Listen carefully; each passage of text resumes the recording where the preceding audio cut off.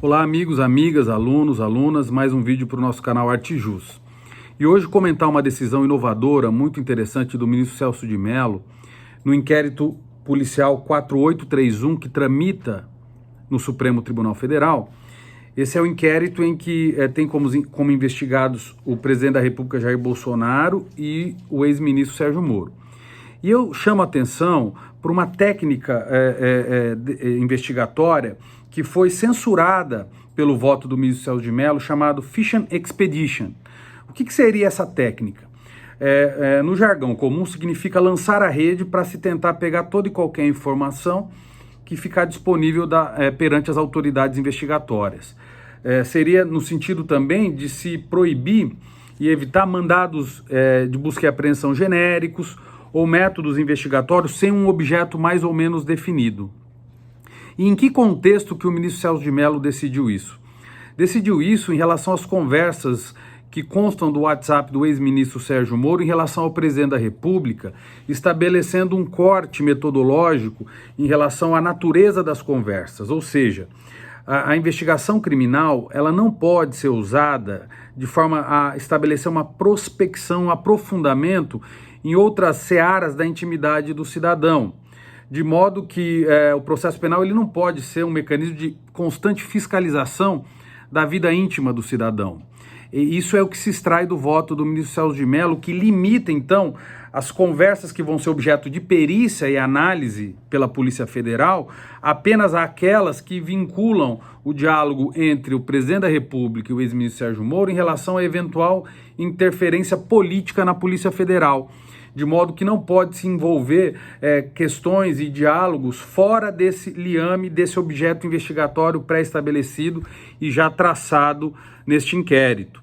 Dessa maneira, o ministro Celso de Mello ele traz esse precedente que é inovador e deixa muito claro que se houver um extrapolamento dessa restrição que foi imposta no que diz respeito à perícia, a prova vai ser uma prova ilícita. Fala-se até e usa-se a expressão no voto do ministro Celso de Mello de prospecção e aprofundamento randômico ou desvirtuamento da investigação criminal para fins políticos. E aí nós já não estaremos no âmbito de uma apuração de uma investigação criminal, mas assim no âmbito da especulação da imprensa, de se obter dados para gerar desgaste político ou tentar uma hipótese de tese para impeachment. Então, esse precedente ele é muito interessante porque ele dá um viés republicano e legalista para os poderes investigatórios das autoridades persecutórias que estão em busca de dados.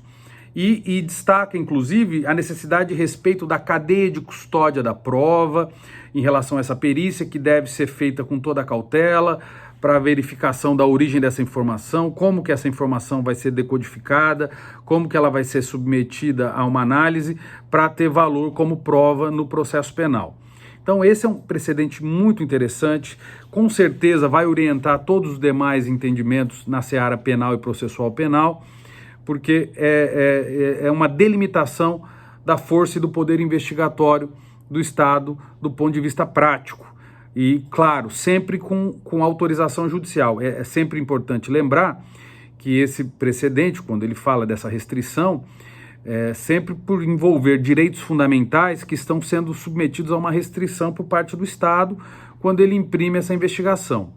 O que é importante destacar também é que nesse mesmo voto fica demonstrado que o ex-ministro Sérgio Moro ele traz algumas sugestões de medidas investigatórias que podem ser tomadas em relação à própria ABIN, e isso denota também que essa postura de trazer sugestões também induz essa vedação à Fishing Expedition, que significa lançar a rede para se tentar pegar qualquer informação que tiver à disposição. Significa estabelecer um monitoramento do cidadão a todo tempo para ver se ele está fazendo alguma coisa errada, perdendo-se o foco, sem que se estabeleça um regramento, um enquadramento adequado daquilo que se quer investigar. Isso, de alguma maneira, tem que ser visto com cuidado para que a investigação não desborde para um abuso de autoridade. Porque todos sabemos, e quem estuda processo penal, meus alunos sabem disso, nós temos um princípio chamado princípio da intranscendência da ação e intranscendência da persecução penal. Ou seja, não se pode querer investigar quem não tem relação direta com o fato. Você não pode expandir uma investigação fora do monismo do crime, do fato criminoso e da vinculação com o fato criminoso. O que delimita o âmbito da investigação é o próprio fato criminoso. Nós não podemos ficar expandindo, esgarçando o expediente investigatório para se tentar trazer para um nível de apuração procedimental de uma investigação criminal fatos que são usados apenas para criar desgaste, exploração midiática. E esse princípio da intranscendência estabelece um corte metodológico da investigação que deve ficar adstrito ao fato criminoso, ao monismo. Todo aquele que concorre para o crime de alguma maneira pode e deve ser investigado. E aqueles fatos que têm correlação devem ser apurados. Agora, ficar lançando ideias, sugestões e expandindo os limites investigatórios que já estão trilhados por um objeto fático já delimitado, não seria uma condução republicana do poder investigatório, que deve sim ser decotado e regrado nos limites da lei e nos limites do fato, pelo Poder Judiciário, que é quem tem condições de fazer o controle de legalidade da investigação para que não haja abuso, para que não haja excesso, para que não haja cerceamento indevido de direitos fundamentais. Nós vamos continuar analisando outros desdobramentos desse inquérito, que acaba sendo um inquérito emblemático histórico, porque nós estamos verificando aqui a utilização de um instrumento processual penal para estabelecer controle político e governamental do presidente da República. Então, todos os atos que vão sendo praticados agora envolvendo a Polícia Federal vão sendo submetidos dentro desse inquérito, e esse inquérito sofre o perigo de um desvirtuamento de um ativismo judicial, porque o controle da Polícia Federal agora não é mais feito politicamente por decisões tomadas dentro do Ministério da Justiça. Acaba havendo uma interferência de um inquérito na própria edificação, construção e controle e atividade da Polícia Federal, o que também, de certa maneira, se desvia da finalidade institucional de uma investigação criminal.